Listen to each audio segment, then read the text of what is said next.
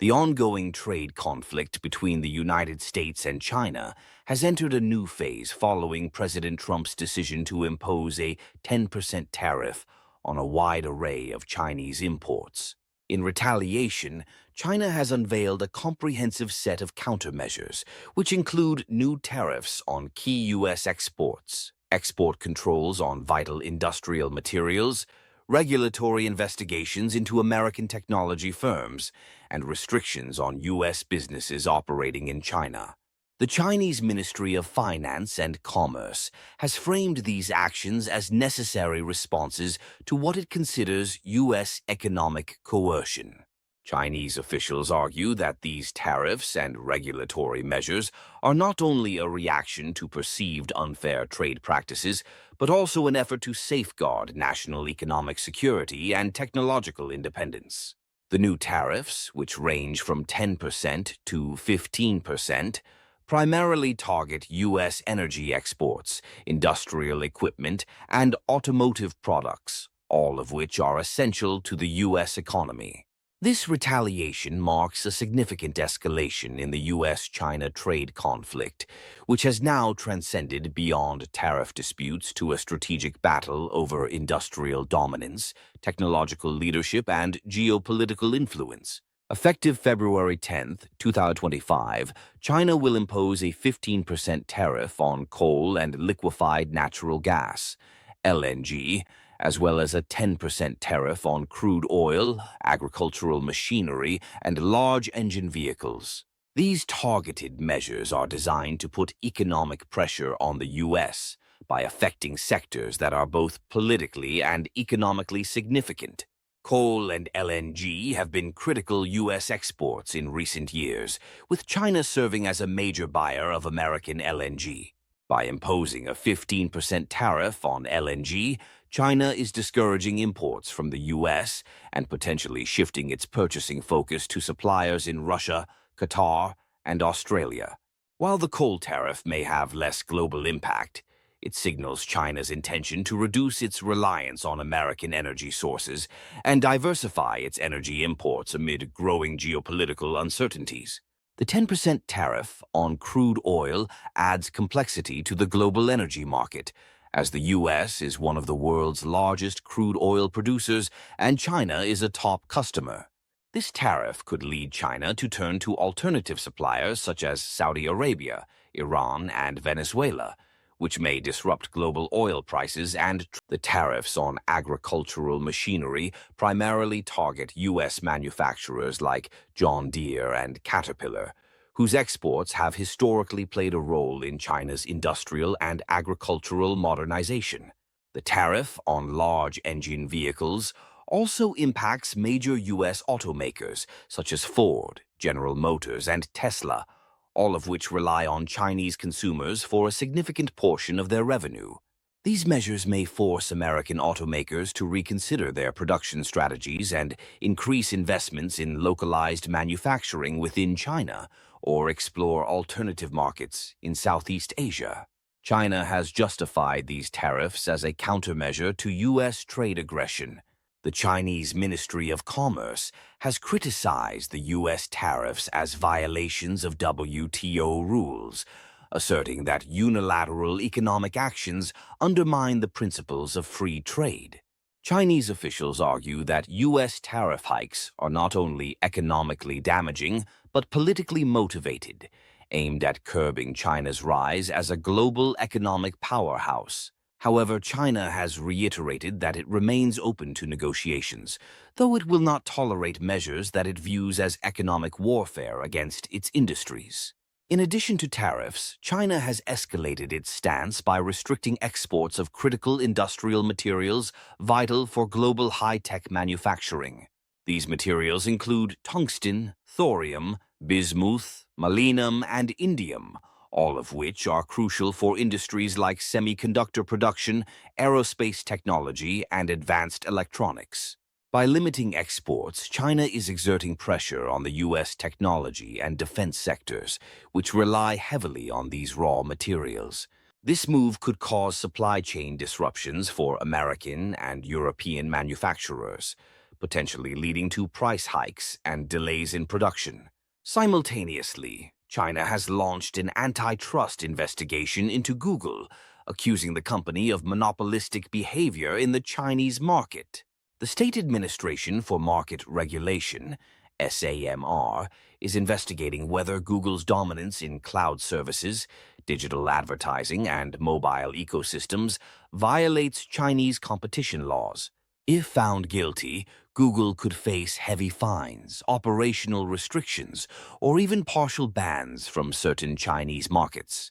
This move is widely seen as a retaliatory response to U.S. regulatory actions against Chinese firms like Huawei and TikTok, which have been targeted by American lawmakers on national security grounds. In a further escalation, China has added two U.S. companies, PVH Group and Illumina, to its unreliable entities list. This designation imposes trade restrictions, investment limitations, and additional regulatory scrutiny on these companies. PVH Group, the parent company of Calvin Klein and Tommy Hilfiger, now faces obstacles in sourcing materials and selling products within China, while Illumina, a major biotechnology firm, may encounter restrictions on its ability to conduct research and sell genomic sequencing technology in China. The announcement of China's countermeasures has caused significant volatility in global financial and commodity markets. Oil prices have declined as investors fear a potential reduction in U.S. crude exports to China. Similarly, LNG prices have dropped, reflecting concerns over weakened demand. Stock markets have also reacted negatively, with U.S. and European indices turning downward. Companies directly affected by the tariffs, such as ExxonMobil, Chevron, Ford, and Tesla, saw their stock prices fall as investors braced for potential revenue losses and supply chain disruptions. China's proactive response has been building over the past few months with subtle countermeasures, largely flying under the radar of mainstream media. These actions include prohibiting the export of rare earth elements essential for technology and defense production to the U.S., as well as cutting its oil imports from the U.S., targeting a critical aspect of bilateral trade. Now, China has imposed tariffs exceeding 74.9% on specific American goods, significantly intensifying the trade dispute. The reach of these tariffs has expanded to cover imports from the European Union, Japan, and Taiwan, signaling China's broad strategic resistance to what it perceives as economic hostility. In this video, we will delve into the specifics of these retaliatory actions and assess their potential effects. We will explore the background of these measures and their extensive impact on the global economy, particularly their ramifications for the U.S., the European Union, and other key nations. Let's begin by reviewing the tariff measures imposed by the U.S., the EU, Japan, and Taiwan on China prior to Trump's administration, which have contributed to the escalating tensions, along with the recent 10% tariffs. These escalating trade measures have continued to disrupt industries, including electric vehicles, lithium-ion batteries, semiconductors, medical products, and renewable energy technologies. Let's explore the broader context of these policies and their potential long-term economic impacts. If you're enjoying the video so far, we'd appreciate it if you hit the like button. Now, let's dive back in. The European Union, EU, has also made significant moves in response to China's alleged unfair trade practices. Starting on October 31st, 2020, the EU introduced tariffs ranging from 7.8% to 35.3% on Chinese electric vehicles, adding to the standard 10% car import duty. This brings the total tariff to as high as 45.3%. This decision followed an inquiry into Chinese EV subsidies, which the EU found harmful to European manufacturers. Additionally, the EU has imposed anti-dumping tariffs on Chinese imports of the sweetener erythritol, ranging from 34.4% to 230 at 356%, effective from January 16, 2025. These moves reflect the EU's determination to protect its industries from unfair competition and to maintain fair trade practices. Japan and Taiwan, while not as aggressive in their tariff actions, have both adjusted their broader economic policies to counter China's growing economic influence. Japan has focused on strengthening its industrial policies and improving supply chain resilience, especially in critical sectors like semiconductors and rare minerals, in an effort to reduce reliance on Chinese imports. Taiwan, a key player in the global semiconductor industry, is working to diversify its economic partnerships to mitigate risks tied to China's economic strategies. These rising trade measures illustrate the increasing rivalry among major global economies in critical industrial and technological sectors. A blend of tariffs and policy shifts has created a complex global trade landscape where countries strive to protect their economic interests while navigating the challenges of globalization and interdependence. In response, China has announced the imposition of provisional anti-dumping tariffs on polyacetyl copolymers, a specialized industrial plastic, imported from the United States, the European Union, Japan, and Taiwan. These tariffs are part of China's broader trade strategy aimed at shielding domestic industries amid rising global trade tensions. The United States faces the steepest tariffs, ranging from 57.2% to 74.9%, as China accuses American companies of engaging in significant dumping practices. This makes it incredibly difficult for U.S. exporters to stay competitive in the Chinese market. Major U.S. companies such as DuPont and Celanese Corporation, leading producers of polyacetyl copolymers, are likely to be heavily impacted. These firms have traditionally provided high-performance materials for key sectors like automotive and consumer electronics. With such high tariffs in place, U.S. exporters may be pushed out of the Chinese market, forcing Chinese importers to either find alternative suppliers or rely more on domestic production. This move aligns with the broader trade tensions between the U.S. and China, with both nations having imposed tariffs on essential industrial products. European exporters will face a uniform tariff rate of 42%, which is a significant barrier, though not as prohibitive as the tariffs on U.S. companies. This suggests that while the EU's dumping practices were noted, their impact on the Chinese market was less severe than that of American exporters. Leading European producers like BASF and Tygon GmbH, a subsidiary of Celanese, supply polyacetyl copolymers to China, catering to industries such as automotive and industrial machinery. While the 42% tariff will raise costs for these exporters, their strong reputations and high-quality products may still allow them to capture some market opportunities in specific high-value sectors. Japanese exporters face a tariff rate of 43.7%, slightly higher than the EU's. This reflects their competitive pricing and significant presence in the Chinese market. Japan's geographic proximity to China and strong trade ties have made it a key supplier of engineering plastics, including polyacetyl copolymers. Companies like Mitsubishi Engineering Plastics and Polyplastics Co. Ltd., which specialize in materials for automotive, medical, and electronics industries, will likely be impacted. However, Japan's focus on innovation and specialized applications may help them retain some market share despite higher costs. Taiwan has the lowest tariff rate at 32.6%, which indicates that China found less evidence of aggressive pricing or market encroachment by Taiwanese companies.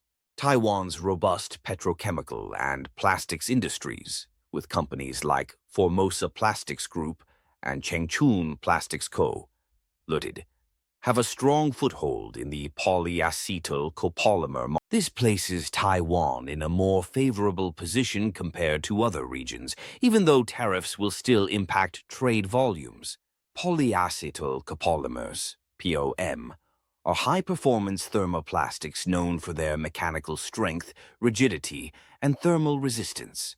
These properties make them an ideal substitute for metals like copper, aluminum, and zinc, providing cost-effective performance for a wide range of industries. In automotive manufacturing, Palm's low friction coefficient and wear resistance make it perfect for components such as gears, bearings, and fuel system parts. It can withstand thermal stress and mechanical load, boosting vehicle reliability and performance. In electronics, POM is used in the production of connectors, switches, and housings, where precision and durability are paramount. Its resistance to fuels and lubricants makes it ideal for under-the-hood applications, while its dimensional stability ensures consistent performance even in fluctuating environmental conditions. Palm's properties also make it suitable for medical technology, where high strength, stiffness, and toughness are crucial for mission-critical components. It is used in products like dry powder inhalers, insulin syringes, and electric toothbrushes. Additionally, its chemical resistance and low moisture absorption make it a reliable material in industrial applications, including pumps, valves, and conveyor belts. China's introduction of provisional anti-dumping duties on polyacetyl copolymers, with rates ranging from 3.8% to 74.9%, will likely have a significant impact on the market. Between January and November 2024, China imported around 3 billion yuan, approximately $49 million worth of polyacetyl copolymers from the US, EU, Japan, and Taiwan, highlighting its reliance on foreign suppliers for this material. These tariffs will trigger major shifts in supply chains, especially in industries like automotive, electronics, and medical equipment manufacturing, which depend on these materials. As a result, manufacturers may need to diversify their sourcing strategies, seeking suppliers from countries not impacted by the tariffs or boosting local production capabilities. By promoting domestic manufacturing, China aims to reduce its dependence on foreign imports, especially from countries heavily affected by these duties. However, the tariffs will likely raise the cost of imported polyacetyl copolymers, potentially leading to higher prices for end products in sectors like automotive and consumer electronics. This could create ripple effects across industries dependent on cost. Beyond economic impacts, these tariffs may strain trade relations between China and the affected exporting countries, adding further tension to global trade dynamics. The likelihood of reciprocal measures or renegotiations remains high, and businesses operating in China will need to adapt strategically by diversifying their supply chains, investing in local production, and possibly redesigning products to reduce reliance on these materials. The imposition of these tariffs demonstrates China's strategy to bolster domestic production while addressing concerns about foreign dumping. This move is indicative of the broader shifts in global trade dynamics, with long-term implications for international business and supply chain management. As the trade war between the US and China intensifies, businesses will need to navigate an uncertain environment, shifting economic alliances, and heightened geopolitical risks. That's all for this video. Thank you for watching. If you found our content insightful or inspiring, please consider liking the video and subscribing to stay connected with our community. Your support means a lot to us. Don't forget to check out another video on our channel.